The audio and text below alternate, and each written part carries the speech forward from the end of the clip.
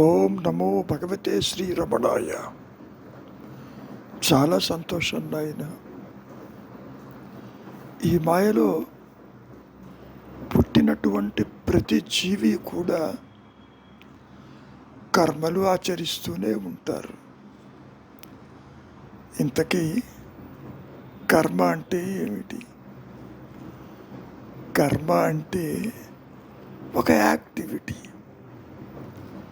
చూడటం, వినటం, తినటం, నిద్రించటం, ఇంద్రియ వ్యాపారముల వెంట వెళ్ళటం, అనుభవించటం. ఇప్పుడు పంచేంద్రియాలు ప్రతి ఒక్కళ్ళకి తెలుసు. ఆ పంచేంద్రియాల యొక్క పని ఏదైతే ఉన్నదో వాటిని గుర్తించటం కూడా మరి కర్మే కదా. అంటే కర్మ అనే పదంలో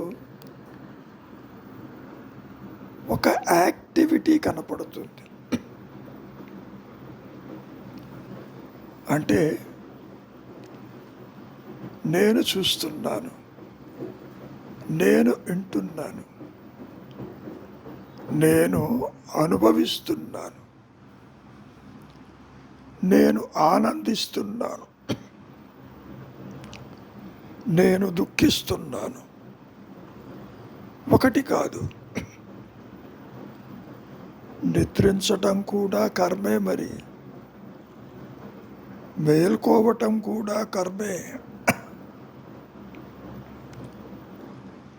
మరి కలగనటము, కళ కూడా కర్మే. మరి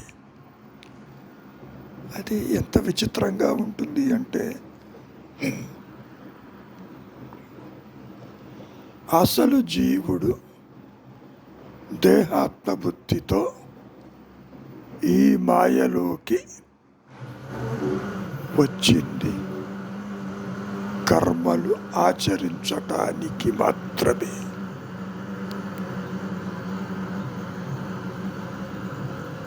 కారణం, ఊరికే కూర్చుంటాం కూడా కర్మే. మరి ఏ పని చెయ్యకుండా కూర్చున్నప్పుడు అది కూడా కర్మే. పని చెయ్యకపోవటం కర్మ,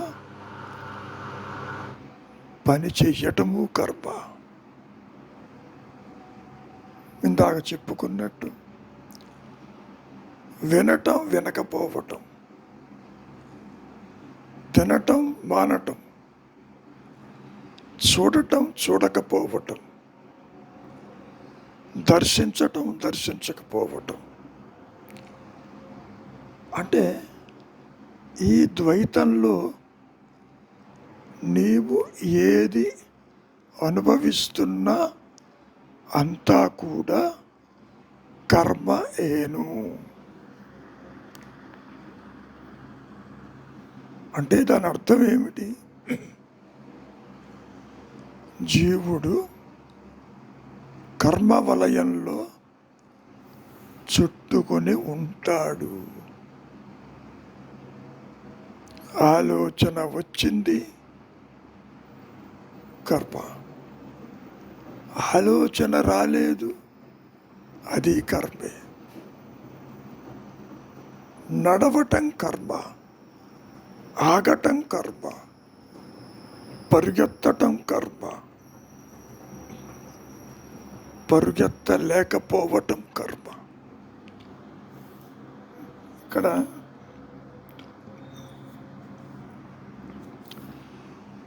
ఒక సందర్భంలో మహర్షుల వారిని ఇదే విషయాన్ని సూటిగా అడగటం మొదలుపెట్టారు. ఏమని అడుగుతున్నారు? అసలు కర్మ అంటే ఏమిటి? మనం గతంలో కూడా చెప్పుకున్నాం. ప్రతి జీవి కూడా పిడికెడు ప్రారంభంతో ఈ మాయలోకి వస్తున్నాడు. అంటే దాని అర్థం పుట్టుక మొదలు ఈ దేహం రాలిపోయేంత వరకు కర్మ వెంటాడుతూనే ఉంటుంది. మరి ఇక్కడ ఫలితాన్ని ఇవ్వటం మొదలైనది గతంలో చేసినవి ప్రారబ్ధ కర్మ అని మనం చెప్పుకుంటాం. అవన్నీ కూడా మన లెక్కలో జమైపోయాయి. తరువాత ఎప్పుడో అవి ఫలించేవి. సరే, సంచిత కర్మ, పేర్చి ఉంచిన కర్మ అదేమిటండి? పేర్చి ఉంచడం ఏమిటి? ఈ సందర్భంలో రమణ మహర్షుల వారు కూరగాయలకు బదులుగా పల్లెటూర్లలో గ్రామీణులు పుచ్చుకునే ధాన్యాదుల వలె ఉంటుంది.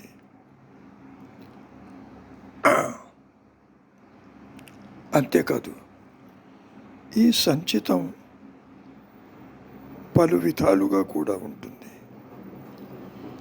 ఆ పుచ్చుకున్నటువంటి ధాన్యం వరి, బార్లీ, రాగులు లాంటివి కావచ్చు, ఇంకేదైనా కావచ్చు. అవి నీటిలో కొన్ని తేలిపోతూ ఉంటాయి, కొన్ని మునుగుతూ ఉంటాయి. అంతేకాదు, అందులో కొన్ని మంచిది, కొంత కలగలుపు, మరి కొంత పొల్లు ఉండవచ్చు. ఈ విధంగా సంచితమైనటువంటి కర్మలతో అత్యంత శక్తివంతములు మరుజన్మలోనే ఫలవంతములై ఆ జన్మకది ప్రారబ్ధ కర్మ అనబడుతుంది. అంటే ప్రతి ఒక్కరూ కూడా ఈ మాయలోకి వస్తున్నారు అంటేనే కర్మ ప్రభావము ఉండి తీరుతుంది. అందులో సందేహము లేదు. ఈ విషయాన్ని మహర్షుల వారు చాలా స్పష్టం చేశారు.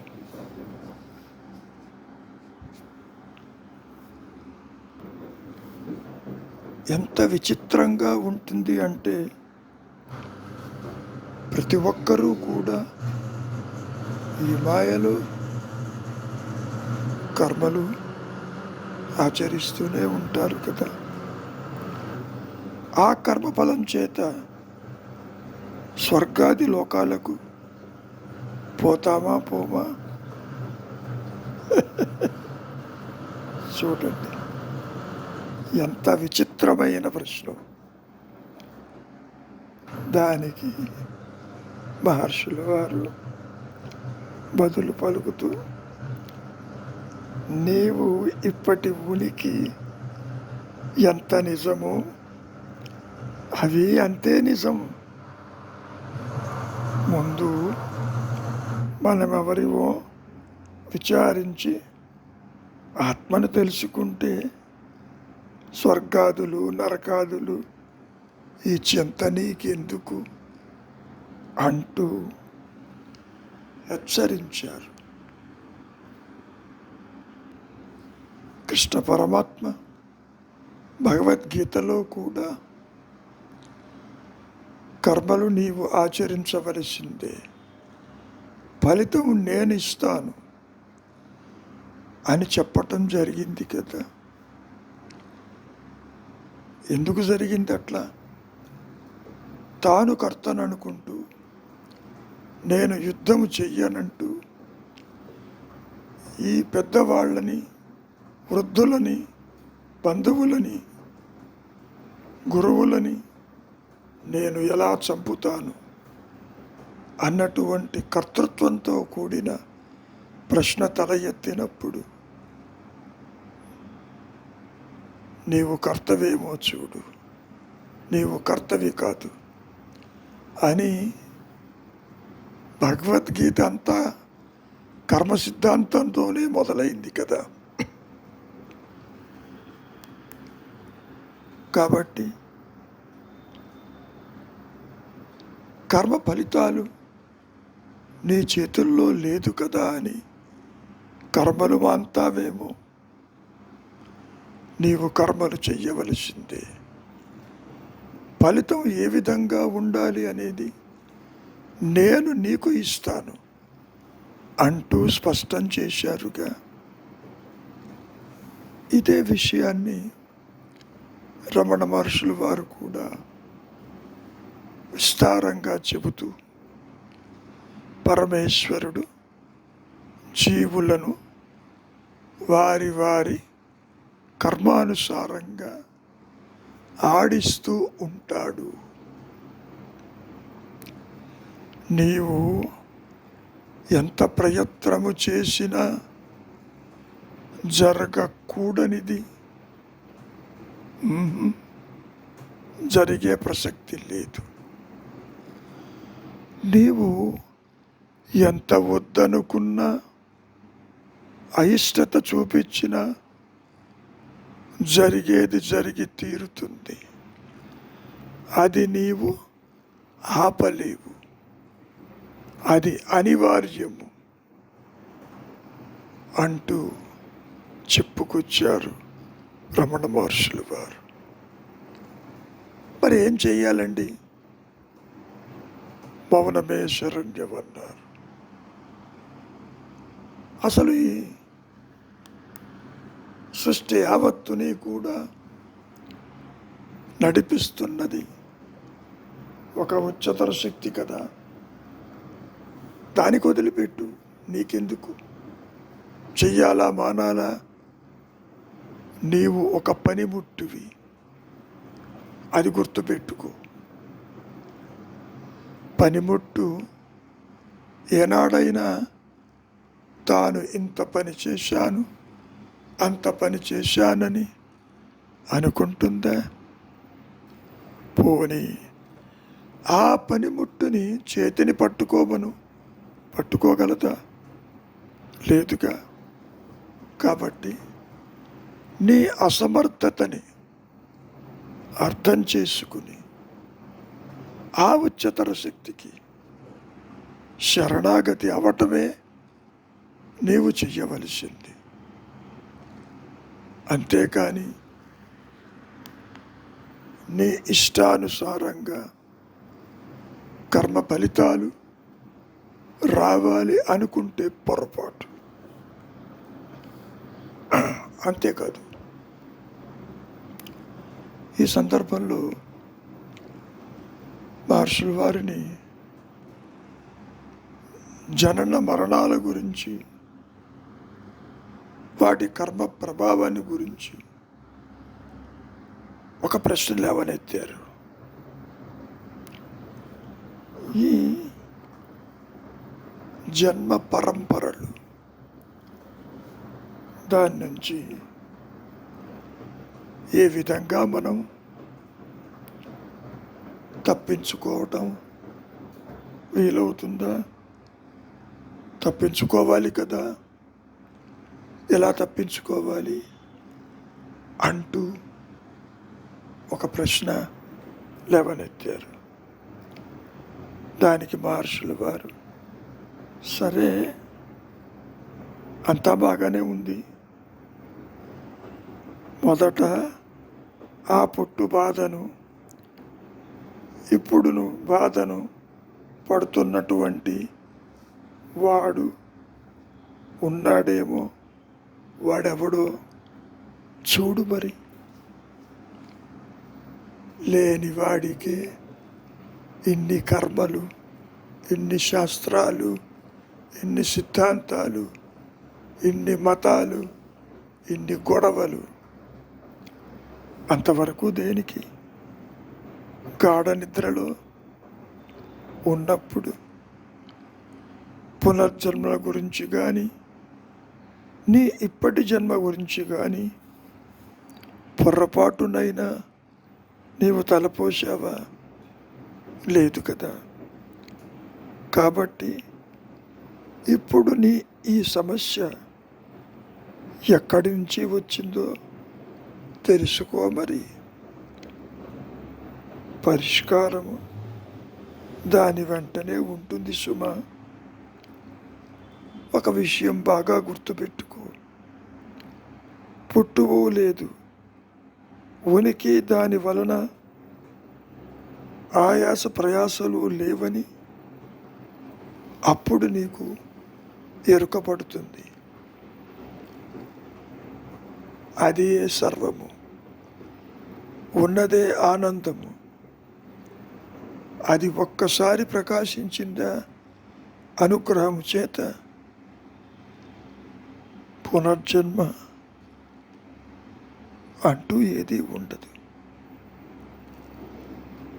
ఇంకా జన్మల గురించి చిడిముడి పాటేలా దాన్ని మర్చిపో అంటూ హెచ్చరించారు రమణ మహర్షులు వారు.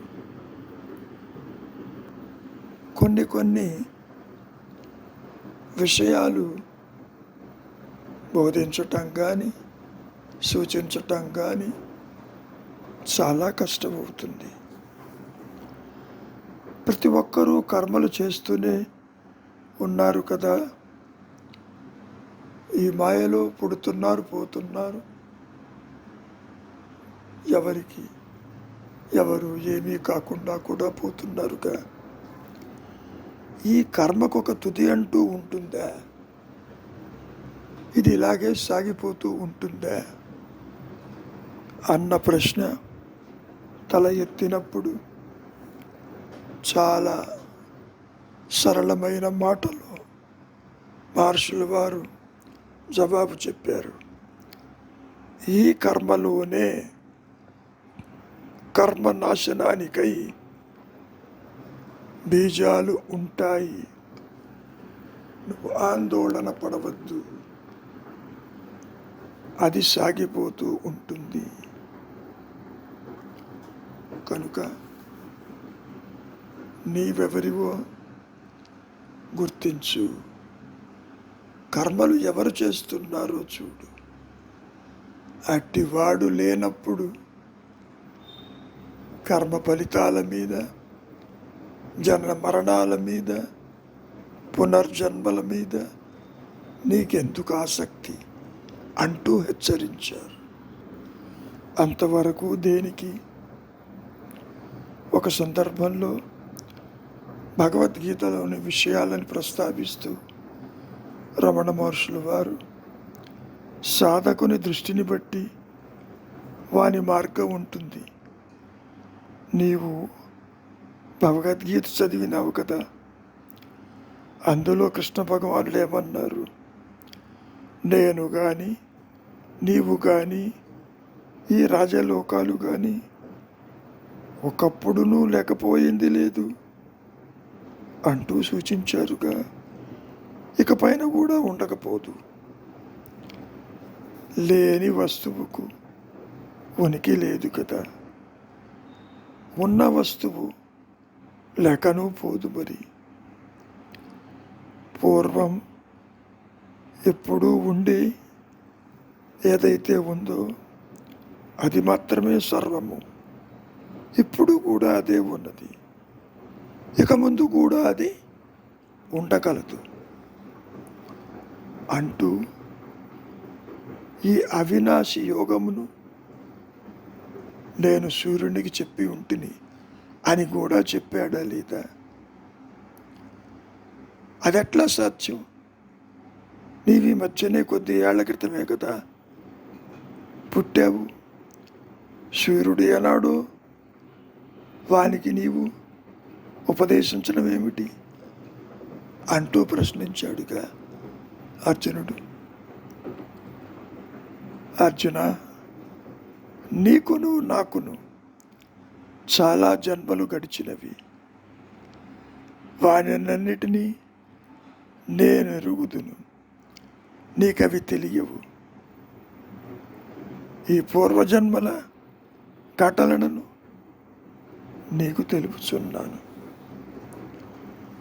ఒక విషయాన్ని గుర్తుపెట్టుకో, నీవు లేవు, నేను లేను, ఈ రాజలోకాలు లేవు అంటున్న ఆ కృష్ణుడే పూర్వం తానెన్నో జన్మలెత్తి ఉంటానని ఇప్పుడు అన్నాడు కదా.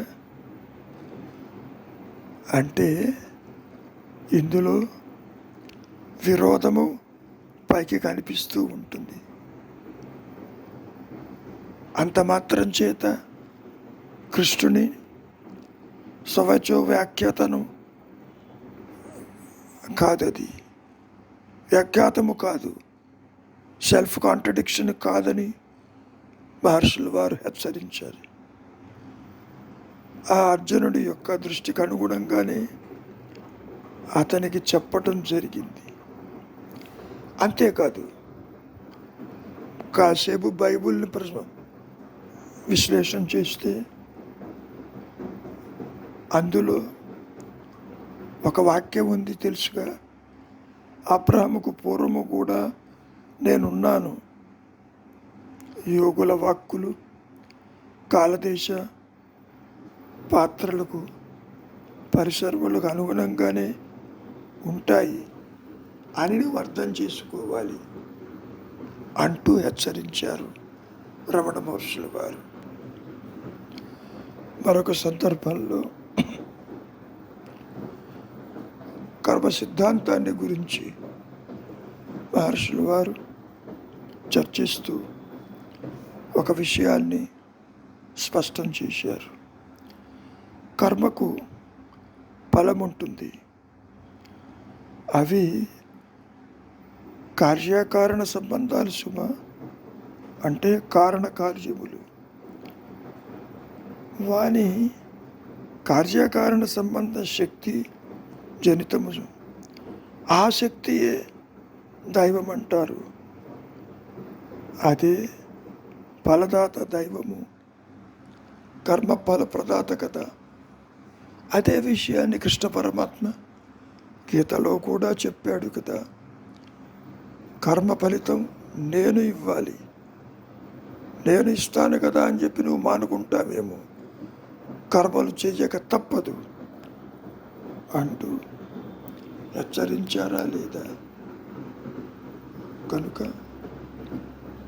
కర్మలు చెయ్యవలసిందే, ఫలితం ఈశ్వరుడికి వదిలిపెట్టు అంటూ మహర్షులు వారు సూచించారు.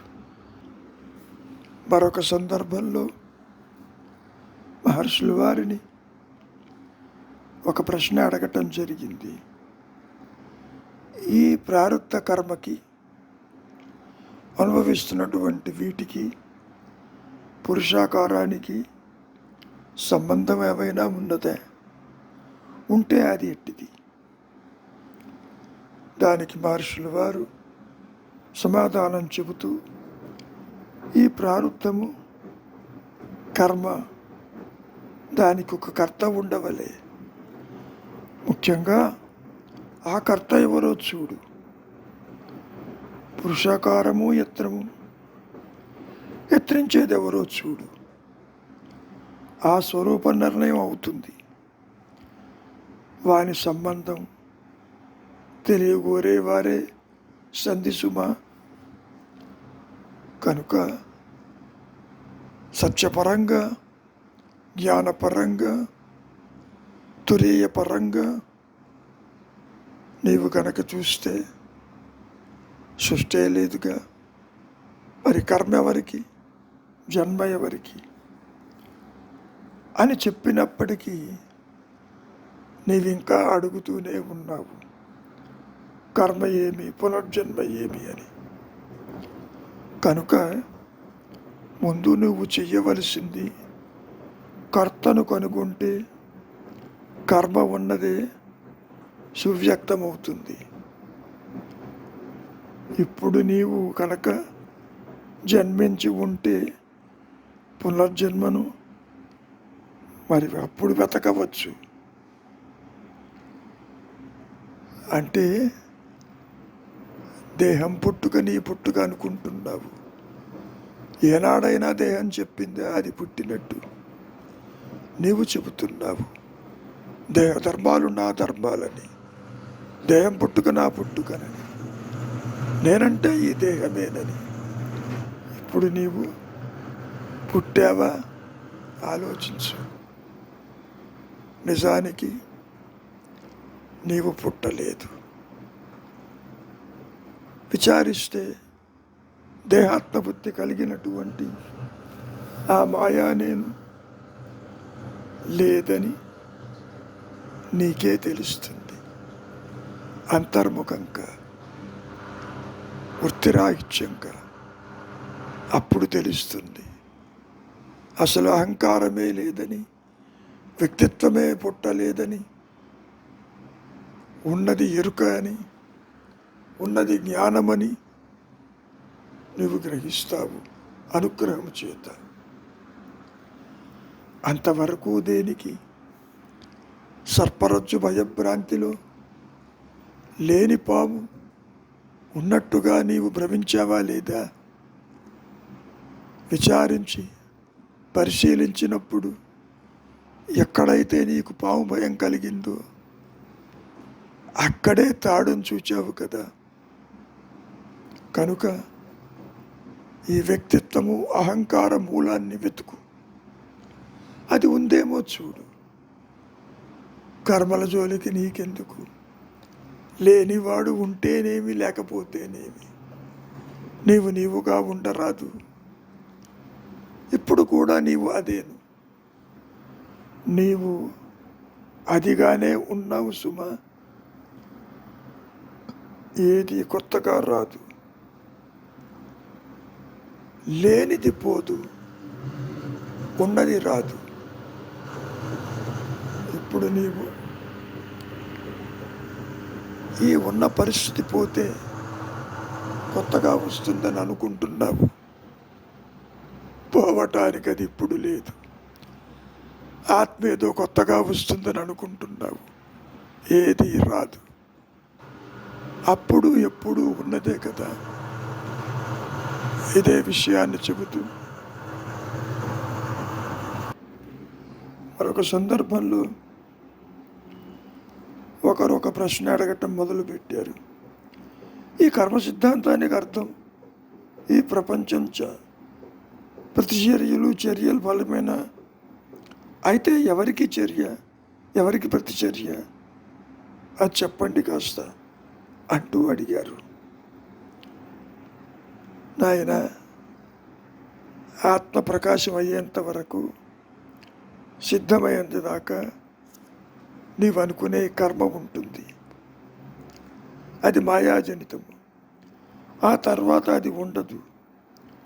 దాంతోపాటు ఈ జీవుడు, ఈ జగత్తు, నువ్వు అనుకునే ఈశ్వర భావనలు పూర్తిగా అంతరించిపోతాయి.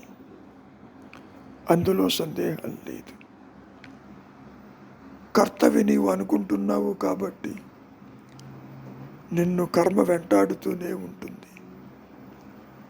అందుకనే నీవు ఇంద్రియాలకు భోగి అవుతూ కొత్త వాసనలు మూటగట్టుకుంటూ పునరపి జననం పునరపి మరణం అంటూ ఈ మాయా విషవలయంలో తిరుగుతున్నావు కదా. మరి నీవు ఇదంతా కూడా స్వప్నతుల్యము. పుట్టువ లేదు, మరణము లేదు, గతము లేదు, భవిష్యత్తు లేదు. ఆ విషయాన్ని కూడా చెబుతూ yesterday now, today now, tomorrow now అంటే అర్థం ఏమిటి? నవ్ ఈజ్ ది రియాలిటీ, ఇప్పుడు ఉన్నదే సత్యం అని సూచించటం కదా. మనం ఎన్ని రకాలుగా చెప్పుకున్నా భగవద్గీత ఉన్నదే అది మరి ప్రమాణమే కదా. గీతలో ఏం చెప్పడం జరిగింది? అర్జున, నీవు దేహం కాదు, అందువల్ల నీవు కర్తవు కాదన్నారుగా. దాని యొక్క అర్థం ఏమిటి? తాత్పర్యం ఏమిటి? కర్తృభావన లేకుండా కర్మలు చెయ్యమని కదా. అహమికి లేకపోయినా కర్మాచరణ సాగుతుంది కదా. మానవుని వ్యక్తీకరణం ఏదో ప్రయోజనానికై తాను కర్తను అనుకున్న మానిన ఆ ప్రయోజనం సిద్ధిస్తుంది సుమా, అందులో సందేహం లేదు అంటూ మహర్షులు వారు స్పష్టం చేశారు. నీవు అనుకోవచ్చు, అయితే ఈ కర్మయోగం ఏమి? అనాసక్తి కర్మయందా, కర్మ ఫలమందా? చాలా విచిత్రమైనటువంటి ప్రశ్నని సంధించడం జరిగింది. దానికి మహర్షులు వారు, పని ఏదైనా తాను కర్తనన్న భావం వర్జించటం కర్మయోగం నాయన. పనులు వాటంతటవే జరిగిపోతూ ఉంటాయి. నువ్వు అనుకోవచ్చు, అది కర్మబలమందు ఆసక్తే అనాసక్తే? ఎందుకంత తర్జన భర్జన పడతావు? కర్త ఉంటేనే ఈ ప్రశ్న. తాన కర్తను అనుకోవటమే మొదటి నుంచి చెప్పటం జరిగింది కదా. అనుకోరాదనే చెబుతూ ఉంటే ఇంకా ఈ ప్రశ్న ఎందుకు తలెత్తుతుంది? అంటే దాని అర్థం కర్తృత్వరహిత కర్మయోగం అని అనుకోవచ్చా? అవును, అది అంతే. మరి మొదటి నుంచి కూడా కర్మాచరణాన్ని శ్లాఘించాడు. అవును కదా, కర్త లేని కర్మను ఆ విధంగా గుర్తుపెట్టుకో. కర్మ నువ్వు చేస్తున్నావని అనుకుంటున్నావు, నిజానికి నీవేమీ చెయ్యలేవు. నిన్ను నన్ను ఈ సృష్టి యావత్తుని నడిపిస్తున్నటువంటి ఆ ఉच्चतर శక్తి అది జరిపిస్తుంది.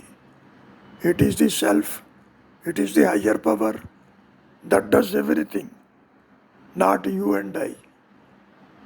మనం చేస్తున్నామని అనుకుంటున్నావు నీవు, అది ఎప్పుడూ కూడా కుదరదు అంటూ హెచ్చరించారు రమణ మహర్షులు వారు. ఈ సందర్భంలోనే ఒక ప్రశ్న తలెత్తింది. అయితే ఇంత బాగానే ఉంది, నేను ఇల్లు విడిచి సన్యాసం జీవితం గడపవాలా అనేటువంటి ప్రశ్న వారి ముందుంచారు. ఇల్లు నీలో ఉంది, ఇంటిలో నీవు ఉన్నావా? అది నా మనస్సులో ఉంది. అయితే నీ భౌతిక పరిసరాలను విడిచిన మాత్రాన నీ గతేమిటి? ఇప్పుడు తెలుస్తున్నది, కర్తృభావన లేని కర్మయే సన్యాసమని. జీవన్ముక్తునికి కర్మాచరణ ఉన్నదా? జీవన్ముక్తి సంగతి నీకెందుకు? ఇంతకీ ఈ ప్రశ్నించేదెవరు? జీవన్ముక్తుడా, ఇంకెవరన్నానా? ముక్తుడు కాదంటావా? జీవన్ముక్తి కలిగిన తరువాత ఆ పైన అవసరం ఉంటే ఈ ప్రశ్న అడగవచ్చు. మనోవృత్తులను విడుదలను సైతం ముక్తి అని ఒప్పుకున్నారు. ముక్తుడు కర్మాచరణను తలపోస్తాడా? లేదు కదా. అతడు కర్మను వదిలిన కర్మ అతన్ని వదలదు. అవునా? ఈ సంగతి కావాలంటే ముక్తి గట్టివారు అనుకోవాలి. జీవన్ముక్తిని అడుగు చూద్దాం, ఏం చెబుతాడు. వారికే సంశయాలు లేవు కదా అంటూ మహర్షుల వారు హెచ్చరించారు. కనుక నాయన,